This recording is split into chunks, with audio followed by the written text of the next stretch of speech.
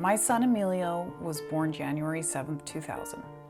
He was a happy kid and passionate about whatever he was doing, to the extent that he never gave up and became really good at anything he set his mind to.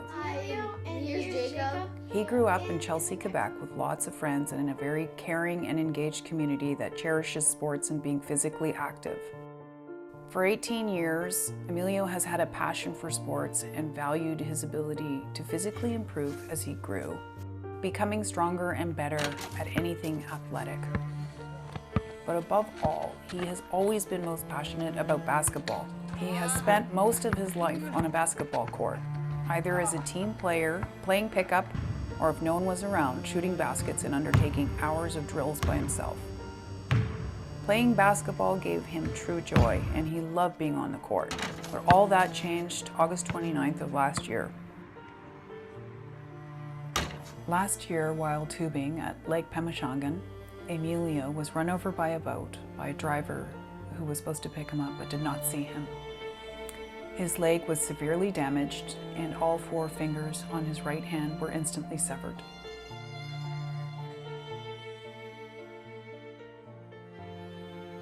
Emilio was rushed to the closest hospital more than an hour away from the accident, but he had lost a tremendous amount of blood and was in critical condition. Fortunately, his strong heart kept him alive as the emergency crew tried to stop the bleeding and piece him back together.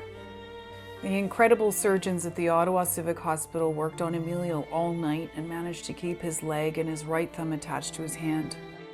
3 days later, Emilio crashed and he began to fade as his body went into septic shock. He was again rushed into emergency surgery where his leg was amputated above the knee. Thankfully, his vitals bounced back after the amputation, but days later, Emilio was still struggling to fight a terrible infection much like the dreaded flesh-eating disease. And over the next 3 weeks, he had 14 more surgeries and ultimately lost his leg all the way up to his hip.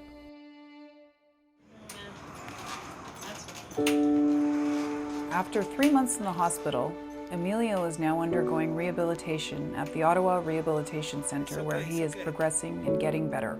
He continues to embrace life and is so incredibly strong, both mentally and physically. Before his accident, he wrote in a journal of gratitude every day and has continued this daily exercise while now learning to write with his left hand. He has not lost his sense of humor and always makes those around him smile. We are amazed by his grace and how he never wants anyone to feel sorry for him, but rather just wants his life back. Come on, monkey. His amazing team at the rehab center is blown away by how quickly he has progressed and tells us that he has broken every healing record for someone with his injuries. He wants to walk again and works hard every day at regaining his independence and get back to school in September.